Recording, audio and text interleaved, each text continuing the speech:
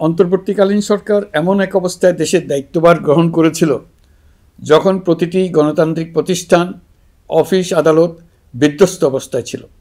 আমাদের প্রথম এবং প্রাথমিক কাজ ছিল এই প্রতিষ্ঠানগুলোর সংস্কার এবং পুনর্নির্মাণে হাত দেওয়া, আইনশৃঙ্খলা বাহিনী পুনর্গঠন, অর্থনীতি পুনরুদ্ধার, আইন আদালত, নির্বাচন কমিশন সহ যাবতীয় গণতান্ত্রিক প্রতিষ্ঠানকে সচল করা এবং নাগরিকদের নিকট দায়বদ্ধ করে তোলা।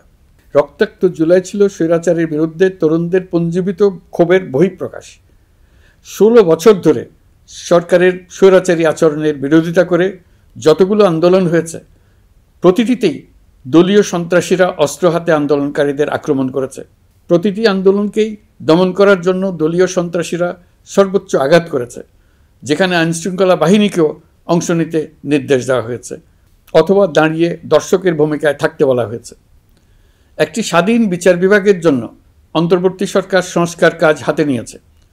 বিচার বিভাগীয় সংস্কার কমিশনের প্রস্তাবনা অনুযায়ী সুপ্রিম কোর্ট বিচারক নিয়োগ সহ যে সকল কাজ এই সরকার স্বল্প সময়ের মধ্যে করে যেতে পারবে, সে সকল কাজের অধিকাংশ ইতিমধ্যে সম্পন্ন করা হয়ে গেছে। বাকি কাজ চলমান রয়েছে। স্বৈরাচার আমলে দলীয় বাহিনীতে পরিণত হওয়া ভঙ্গুর আইনশৃঙ্খলা বাহিনীকে নতুন করে গড়ে তোলার জন্য আমরা সর্বোচ্চ ব্যবস্থা নিয়েছি। আইনশৃঙ্খলা বাহিনী দ্বারা কোনো মানবাধিকার লঙ্ঘন যাতে না ঘটে, সেই জন্য পুলিশ সদর দপ্তরে একটি সেল কার্যকর করা হয়েছে, যেখানে মানবাধিকার সহ পুলিশ সদস্যদের মাধ্যমে সংগঠিত যে কোনো অপরাধের বিষয়ে অভিযোগ করা যায়। এই সমস্ত সেল অন্যান্য আইন প্রয়োগকারী সংস্থার প্রধান কার্যালয়ও স্থাপন করা হচ্ছে। আসামিদের জিজ্ঞাসাবাদ হবে স্বচ্ছ কাচের ঘরে। হাজতখানায় বন্দীদের মানবিক সেবা নিশ্চিত করা হবে।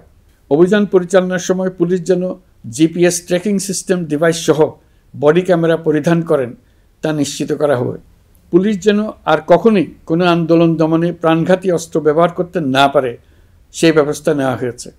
বেআইনি সমাবেশে বল প্রয়োগের ক্ষেত্রে জাতিসংঘের স্বীকৃত 5টি ধাপ অনুযায়ী পুলিশ সদস্যদের প্রশিক্ষণ দেওয়া হচ্ছে। সব মিলিয়ে স্বরাষ্ট্র মন্ত্রণালয়ের পুলিশ সংস্কার কমিশনের প্রস্তাব অনুযায়ী 16টি সংস্কার কাজ সম্পন্ন হয়েছে। আরও 43টি সংস্কার কাজ সমাপ্ত হওয়ার পথে। দেওয়ানি আইন, নারী ও শিশু নির্যাতন দমন আইন সহ বিভিন্ন আইনগত সংস্কার সম্পন্ন হয়েছে। সম্প্রতি সরকার ফৌজদারি কার্যবিধি সংশোধন অধ্যাদেশ 2025 অনুমোদন করেছে।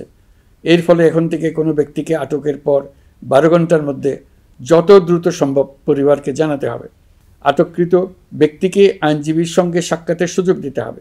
গ্রেপ্তারকৃত ব্যক্তি রিমান্ডের পর অসুস্থ বা আহত হলে তাকে ডাক্তার কর্তৃক পরীক্ষা করতে হবে এবং আঘাতের কারণ নিশ্চিত হতে হবে। তার প্রয়োজনীয় চিকিৎসা দিতে হবে।